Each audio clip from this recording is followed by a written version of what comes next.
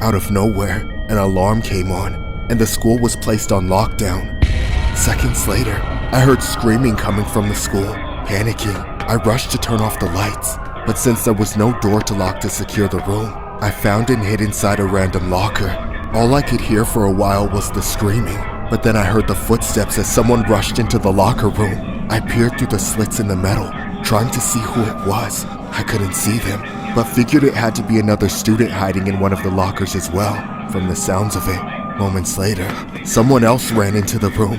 However, this time, I knew exactly who it was. It was the man I had let through the door. He still had his hood up, but now he was wearing a mask, and he had a giant machete in his hand that was dripping with blood.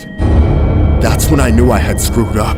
He then ran up in between the 2 rows of lockers that I and another student were in. Suddenly, he started screaming and slashing random lockers all around him. I must have flinched, rattling my locker door the slightest bit, because he turned his head and locked onto me.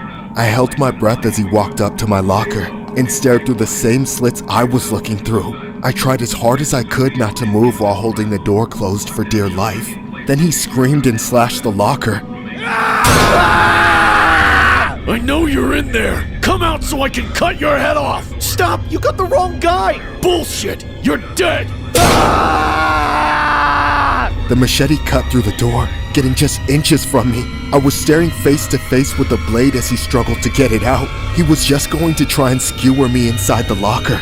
But if I opened the door and tried to prove I wasn't the guy he was after, I knew he would just blindly attack me before realizing it. I thought for sure there was no way out, but then I heard it.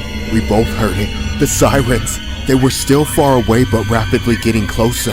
He knew he didn't have time, so he bolted immediately through the same door I let him in through. I stood there, frozen in fear. Then a minute later, the student hiding in the other locker stumbled out and ran off in the other direction toward the school, covered in blood.